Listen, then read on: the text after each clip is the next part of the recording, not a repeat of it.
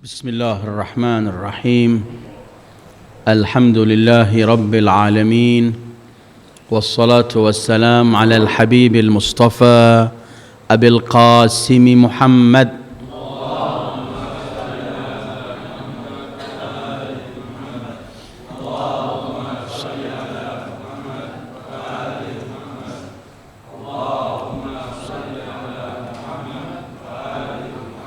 وآله الطيبين الطاهرين ولا حول ولا قوة إلا بالله العلي العظيم اللهم بحق محمد وآل محمد عليك صل على محمد وآل محمد وارزقنا ووالدينا وأزواجنا وأولادنا وذرياتنا من بعدنا حب محمد وآل محمد اللهم أحينا على ذلك وأمتنا على ذلك واحشرنا في زمرة من أحب محمدا وآل محمد مع محمد وآله يا كريم. أعوذ بالله من الشيطان الرجيم. بسم الله الرحمن الرحيم.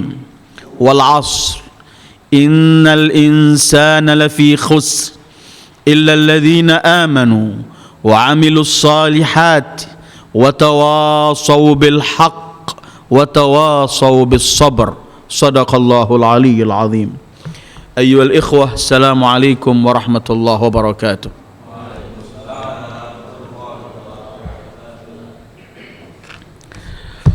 Setelah kajian surat Al-Baqarah, kita kemarin sampai kepada ayat ke-27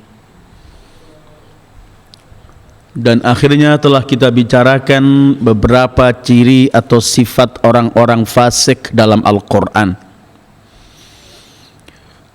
Kemarin kita berhenti pada firman Allah yang akhirnya menyebutkan mengenai orang-orang yang rugi, yaitu kita berhenti dalam firman Allah ketika Allah mensifati orang-orang al-fasiqin, orang-orang fasik dengan 3 hal dalam 28. Allah berfirman, alladzina yanquduna ahdallah min ba'di mitsaqihi, mereka yang tidak menepati janji pada Allah yang telah mereka kuatkan pada janjian itu.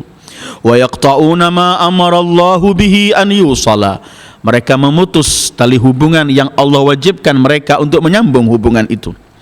Wa yufsiduna fil ard, dan mereka berbuat keji, berbuat durjana di bumi Allah. Allah sifati mereka itu ulaika humul khasirun, mereka itu adalah orang-orang yang rugi. Kiranya akhir ayat ini menarik untuk kita bahas berkaitan dengan rugi. Siapakah mereka orang-orang yang rugi?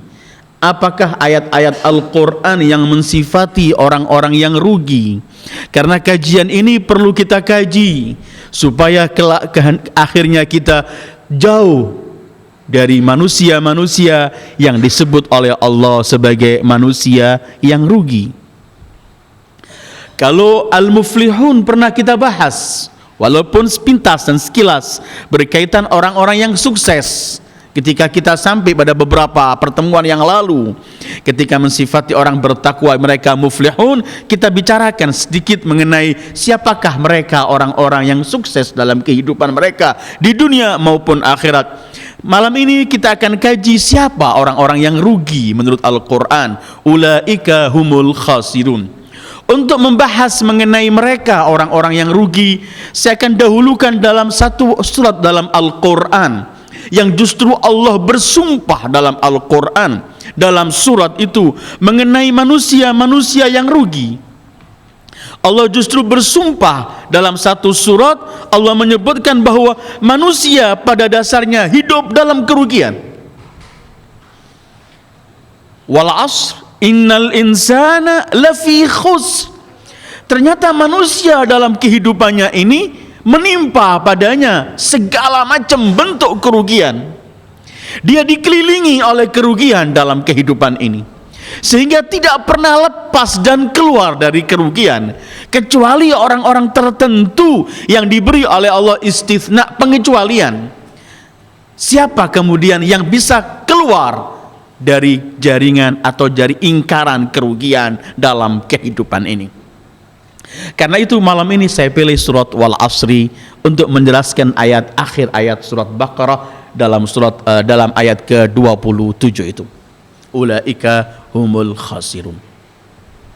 Surat Wal Asri pendek, cuman 3 ayat dalam surat ini. 3 ayat saja. Tetapi dalam 3 ayat ini semua ketentuan kita di sini. Dan itulah keagungan Al-Quran. Semua perjalanan hidup kita ini, kalau kita melihat bahwa kehidupan ini tempat tumpuh kerugian, untuk selamat dan keluar dari kerugian cuman ada dalam surat ini. Sampai pernah dinisbatkan wallahu a'lam, karenanya Syafi'i pernah berkata, kalau Al-Quran cuman ada wal asri cukup untuk pegangan umat manusia. Disebutkan dalam beberapa riwayat bahwa para sahabat setia Rasul sallallahu alaihi wa alihi, mereka apabila duduk membicarakan mengenai hal-hal, mereka tidak berpisah sebelum mereka membaca surat Wal Asr, karena dalam surat ini memang segala hal untuk memperoleh kesuksesan lewat sini. Wal Asri innal insana lafi khusr illa alladhina amanu wa amilus salihat wa tawasaw bil haqq wa tawasaw bis sabr. Demi al-asr, sungguh manusia hidup dalam kerugian kecuali mereka orang-orang yang beriman, orang-orang yang beramal saleh, orang-orang yang saling wasiat mewasiatkan kebenaran dan saling wasiat mewasiatkan kesabaran. Di sini Allah bersumpah. Biasanya sesuatu kalau didahului dengan sumpah itu menunjukkan bahwa berita yang akan disampaikan sangat penting sekali, sehingga ketika ingin menyampaikan harus bersumpah terlebih dahulu. Dan dalam Al-Quran penuh dengan sumpah, banyak model sumpah dalam Al-Quran. Kadang-kadang Allah sumpah dengan zatnya sendiri, fala wa rabbik, tidak, demi Tuhanmu, atau fa wa rabbis samai wal ard. Kadang-kadang Allah menceritakan dalam Al-Quran ada seorang Nabi bersumpah dengan lafzul jalalah, nama Allah, tallahi la akidanna asnamakum. Ketika Ibrahim bersumpah, demi Allah akan kuhancurkan patung-patung kalian. Kadang-kadang Allah bersumpah dengan Qur'annya, Yasin wal Qur'anil azim. Atau kita melihat dalam ayat-ayat lain Allah bersumpah Qaf wal Qur'anil Majid, Sad wal Qur'an. Allah bersumpah dengan Al-Qur'annya, bersumpah dengan zatnya, bersumpah dengan lafzul jalalahnya. Kadang-kadang Allah bersumpah dengan makhluknya. Kita banyak melihat makhluk-makhluk yang Allah gunakan sumpah, wattin wazzaitun, ada wasyamsi, ada wal fajri. Ada bermacam-macam sumpah Allah dalam Al-Quran, dengan namanya, dengan zatnya, dengan makhluknya, dengan para malaikatnya. Ketika Allah menyebutkan wan nazi'ati arqa was-saffat, cuman Allah hanya sekali bersumpah demi kehidupan manusia. Itu cuman kehidupan dan umur Sayyidil Wujud Muhammad. La'amruka innahum lafi sakratihim ya'maun. Demi kehidupanmu wahai Sayyidil Wujud. Ini sumpah Allah. Satu-satunya sumpah untuk kehidupan manusia adalah untuk Sayyidil Wujud Muhammad sallallahu alaihi wa alihi. Sehingga kemudian banyak para ulama menyebutkan manusia tidak boleh bersumpah kecuali hanya dengan Allah, tetapi Allah bebas bersumpah dengan namanya, dengan zatnya, dengan makhluknya, dengan apa saja yang dikehendaki oleh Allah, karena ini adalah semua makhluk Allah. Dan biasanya sesuatu dari makhluknya yang Allah gunakan sumpah menunjukkan ada sesuatu yang besar, terkandung sesuatu besar dan keajaiban di makhluk yang digunakan oleh Allah untuk bersumpah. Di sini Allah menyebutkan wal asr. Para mufassirin menyebutkan bermacam-macam berkaitan arti al asr. Karena al asr itu asal artinya adalah istikhrajus syai' bidzat, mengeluarkan sesuatu dengan ditekan. kata orang Jawa diperas. Karena itu dalam bahasa Arab jus, ini jus depan saya ini dalam bahasa Arab namanya asir, artinya perasan sesuatu, entah itu dengan alat, dengan tangan mengeluarkan sesuatu, yusamma al-asir, artinya asara ya asiru asran, istikhrajus syai' bidhaghti, atau disebutkan darbus syai' biquwwah hatta yatahallab ma'uhu au dihnuh, menekan sesuatu dengan kuat sehingga keluar airnya atau minyak dari sesuatu tersebut, itu namanya asir. Kemudian namanya asir itu jus. Wal asri, ini asal arti kalimat al asr. Kemudian al asr itu diartikan masa, zaman. Kenapa al-asru disebut arti masa atau zaman atau ad-dahr dalam bahasa Arab lain? Karena sebenarnya dalam kehidupan di zaman manusia ini penuh sesuatu yang menyulitkan manusia. Seakan-akan orang memeras tenaganya, memeras semuanya dalam kesulitan banyak yang dihadapi dalam kehidupan ini. Karena asalnya ialah memeras sesuatu atau menekan sesuatu, seperti Al-Quran menceritakan kepada kita dalam surat Yusuf ada beberapa kalimat asr. Satu contoh, Allah berfirman, a'udzubillahi minasyaitonirrajim, inni arani a'siru khamra. Orang yang mimpi datang pada surat Nabi Allah Yusuf, aku mimpi melihat sedang memeras khamr, arak, artinya yang dibuat dari entah itu dari gandum atau dari anggur diperas menjadi arak. Atau Allah juga dalam surat Yusuf berfirman, fihi yughathun nas wa fihi ya'sirun. Karena itu kemudian Allah namakan awan yang membawa angin air ini, hujan, ketika bertabrakan satu sama lain menekan, Allah namakan mu'sirat. Wa anzalna minal mu'sirati ma'an thajjaja. Dari arti kalimat tekan, menekan. Wal asr, demi masa, zaman. Disebut manusia ini masa atau zaman atau waktu disebut asr karena dalam kehidupan manusia sering orang menghadapi bermacam-macam kesulitan, masyakil yang memberatkan, seakan-akan diperah semua yang ada. Kemudian para mufassirin berselisih apa yang dimaksud wal asri, demi asar itu. Ada yang mengatakan asr itu zaman mutlak, zaman siapa saja. Kalau sekarang saya baca ya zaman saya, zaman Anda, dan setiap zaman ada wal asr, ada ad-dahr. Ada yang menyebutkan zaman khusus, zaman ketika dibangkitkan Rasulullah atau ketika diutus Rasulullah, asrul bi'tsan nabawiyah, ketika dibangkit atau diutus Rasulullah. Atau orang menyebutkan asrul qaim, ketika masa munculnya al-qaimul mahdi ajjalallahu farajahu syarif, ketika keadilan menyebar luas di masyarakat. Ada yang menyebutkan wal asr itu artinya demi waktu asar. Waktu asar, setelah zuhur masuk waktu asar, Allah bersumpah dengan waktu asar. Sebagaimana Allah karena asar merupakan masa yang mendekati untuk hilangnya siang dan akan silih bergantinya malam, dan itu cukup menampakkan keajaiban, tanda-tanda kebesaran Allah. Wal asr, demi waktu asar. Allah menginginkan waktu asar ini waktu yang dalam banyak riwayat supaya kita perhatikan waktu asar itu. Ini waktu akan pergantian keluarnya siang dan masuknya malam. Sebagian para muhakkikin dan orang-orang yang menafsirkan tafsir Al-Quran dalam buku-buku tertentu, ini isyarah dari Allah bahwa pendeknya waktu dan umur manusia tidak melebihi antara jarak waktu asar menjelang maghrib, dan itulah kehidupan manusia. Dan dengan itu Allah bersumpah wal asr, demi waktu asar.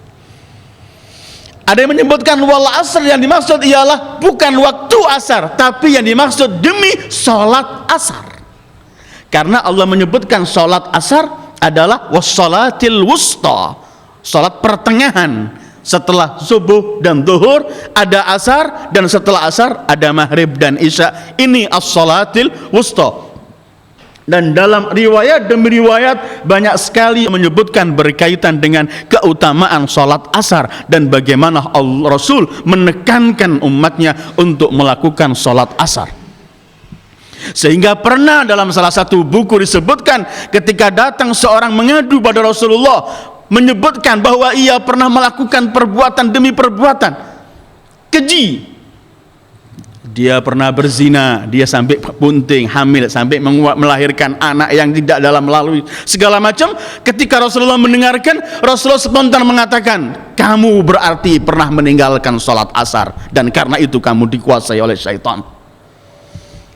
Demi masa mutlak, demi masa diutusnya Rasulullah, demi masa akan munculnya keadilan di masa al-mahdil muntadhar, demi waktu asar menjelang maghrib. Kenapa Allah bersumpah dengan waktu asar? Kata sebagian ulama, karena sebagaimana Allah bersumpah dengan awal hari, yaitu wal fajri, ada wadduha. Karena itu juga Allah wal fajri, ada wadduha, ada wasubhi idza asfar. Karena itu sebagaimana Allah bersumpah dengan waktu-waktu di awal hari, Allah juga bersumpah di akhir siang hari, yaitu wal asri. Seperti nanti ada juga sumpah wal laili, di waktu malam.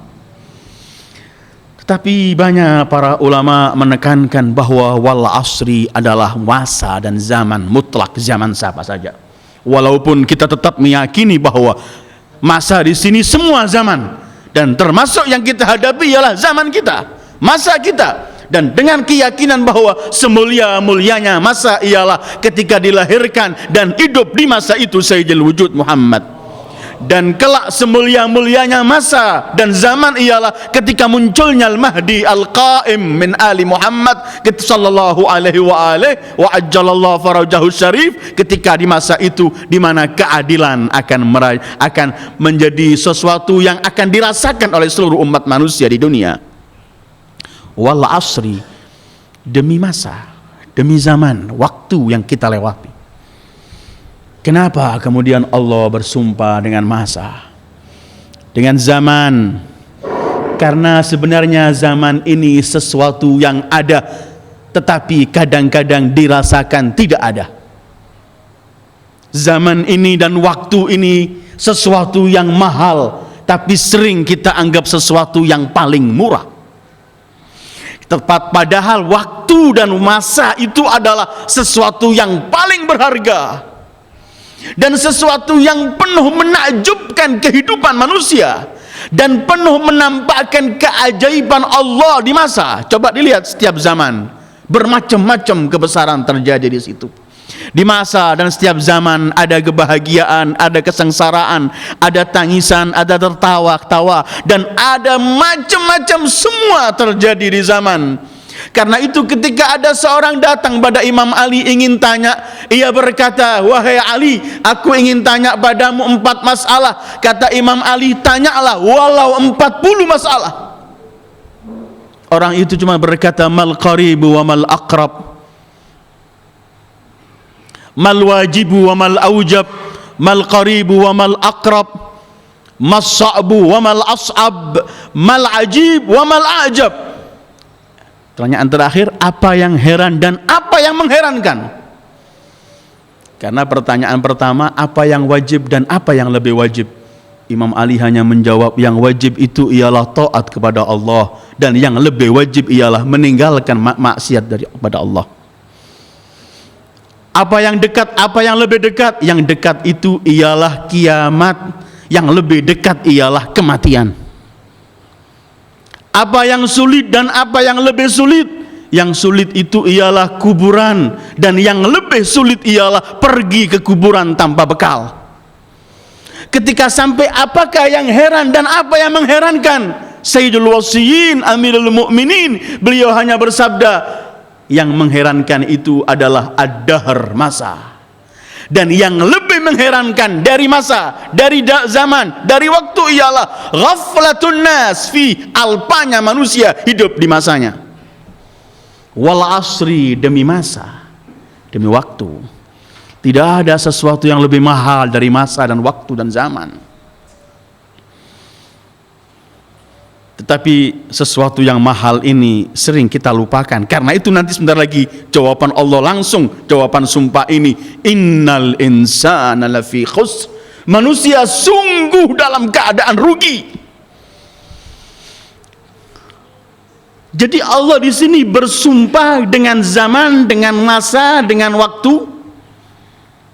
Kemudian Allah menyebutkan jawaban sumpah ini bahwa manusia dalam kerugian, supaya jangan pernah orang menganggap yang rugi itu zaman, yang hancur itu zaman, yang rusak itu zaman, yang bejat itu zaman.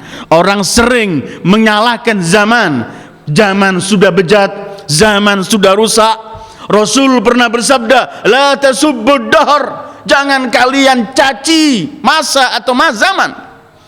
Tidak ada zaman pernah rusak dan berubah. Semenjak diciptakan oleh Allah dan sampai hari kiamat, tidak ada namanya zaman bejat atau zaman rusak. Yang rusak adalah manusianya yang hidup di zaman itu. Karena itu innal insana lafi khusr. Mu'minu Quraisy, Abah Imam Ali, Abu Talib, beliau pernah bersabda, na'ibu zamanana wal aibu fina wa ma li zamanina aibun siwana. Abadh-dhi'bu an ya'kula lahma akhi wa ya'kulu ba'duna ba'dhan ayana. Kata Abu Talib, kita sering mencaci dan menyalahkan zaman, padahal cacian dan celahan itu patutnya kepada kita, bukan kepada zaman. Sementara zaman ini tidak ada aibnya. Yang aib dan cacat adalah kita yang hidup di zaman itu. Serigala enggan untuk memakan daging sesama serigala, tetapi manusia dengan biasa memakan satu dengan yang lain. Begitu ungkapan Abu Talib, Mu'minu Quraisy alaihissalam. Wal asr, dan Allah bersumpah demi wal asr, demi zaman. Memang karena di zaman ini banyak hal-hal yang menyebabkan manusia kadang-kadang alpa dan tidak mengambil pelajaran dari zaman itu. Apa jawaban dari sumpah ini? Demi masa, demi zaman. Innal insana lafi khusr. Ini pakai ada bermacam-macam takkid, penguatan dalam jawaban. Pakai inna, pakai la, pakai fi. Innal insana lafi khusr, pakai nakira, dan jawabnya pakai ismiyah. Ada 5 yang menekan dan menguatkan untuk Allah sebutkan. Setelah bersumpah, Allah sebutkan sesungguhnya manusia hidup dalam kerugian. Kita semuanya rugi dalam kehidupan kita. Bagaimana tidak rugi? Orang menyebutkan rugi itu apa dalam bahasa Arab? Orang menyebutkan rugi itu begini, para ahli lugha menyebutkan. Seperti dalam buku Mufradat Lirraghib, mereka menyebutkan khasir, khusran itu artinya intiqasu ra'sil mal. Kurangnya modal. Modal seseorang ketika kurang itu namanya rugi sudah. Anda punya modal 1 juta, kemudian Anda jual belikan, Anda bukan dapat keuntungan, malah bagang yang Anda jual malah menjadi 400, 500. Artinya modal 1 juta itu kurang 400 atau kurang 500. Kurang dari modal yang kita miliki itu namanya dalam bahasa Arab khasirah, rugi. Apakah Allah memberikan kita modal sehingga Allah menyebutkan bahwa kita dalam keadaan rugi? Artinya modal kita ini kurang. Ada yang bukan kurang, habis. Nanti akan kita bahas beberapa ciri Al-Quran menyebutkan orang-orang yang khasirin. Ada yang orang rugi. Ketika itu sampai Allah sebutkan zalika huwal khusranul mubin, rugi yang paling banyak. Sebenarnya ayyuhal ikhwah, manusia lahir ini oleh Allah telah diberi modal. Modal itu ialah fitrah agar kenal kepada Allah dan umur yang Allah berikan pada manusia. Ini modal. Karena dengan umur ini kita bisa banyak transaksi pada Allah. Tetapi ketika manusia melupakan modalnya ini, umur, dia selalu dalam kerugian.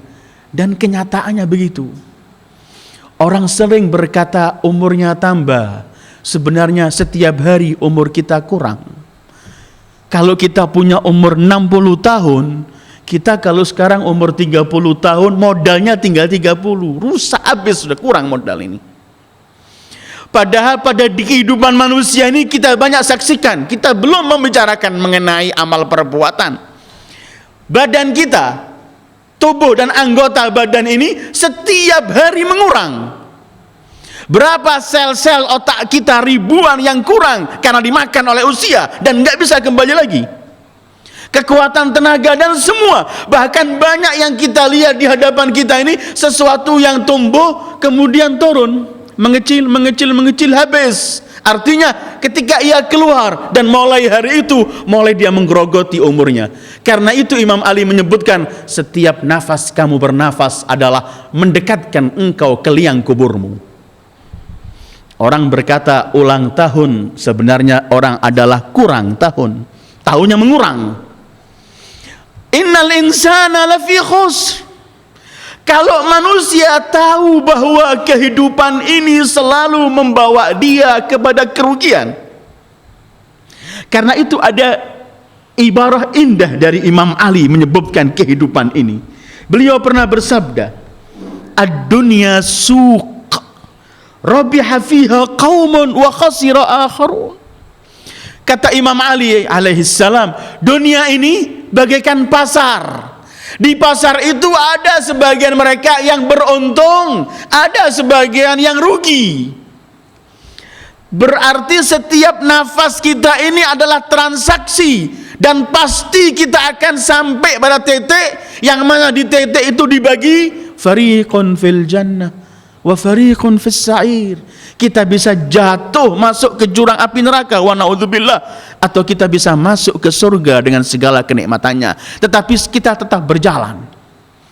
Karena itu Allah menyebutkan sesungguhnya manusia hidup dalam kerugian. Orang yang sadar bahwa kehidupan dia ini adalah setiap detik dari kehidupan dia itu bisa menyampaikan ia ke surga atau bahkan menyampakkan ia ke neraka. Orang yang sadar mengenai waktu ini, pasti dia akan mengambil kesempatan dan tidak pernah akan mensia-siakan umurnya, dan pasti akan diisi untuk sesuatu yang menguntungkan dia kelak di hari ketika habis masa dan tidak bisa beramal lagi. Karena itu orang kalau sudah mati, hatta mulai nazak, dia sudah teriak minta dikembalikan ke dunia. Karena tahu nilainya masa, nilainya waktu ketika ia hidup. Karena itu salah satu nama hari kiamat ialah Yaumut Taghabun. Hari yang orang akan tahu siapa yang maghbun, yang rugi. Atau Yaumul Hasrah wan Nadamah, orang menyesal. Di hari kiamat semua orang menyesal. Hatta yang sudah di surga menyesal. Karena dia tahu, coba dulu waktu di dunia, masaku, waktuku, umurku, aku isi lebih banyak, pasti kedudukanku di sini lebih tinggi. Karena itu Allah sebutkan hari kiamat Yaumul Hasrah, hari penyesalan. Apalagi orang yang nggak beramal soleh, jangan ditanya lagi. Wal asri innal insana lafi khusr. Ternyata semua gerak-gerik kita ini menuju kepada kehancuran dan kerugian. Tidak ada pilihan. Siapapun kita, setiap hari yang ada ialah membawa kita kepada kerugian. Kan orang itu kadang-kadang memang oleh Rasulullah diperintahkan untuk menghisab dirinya, melihat kembali pada dirinya, apa yang sudah kulakukan. Kalau ini Allah jadikan dunia ini sebagai pasar, masa itu adalah harga yang paling mahal. Allahu Akbar.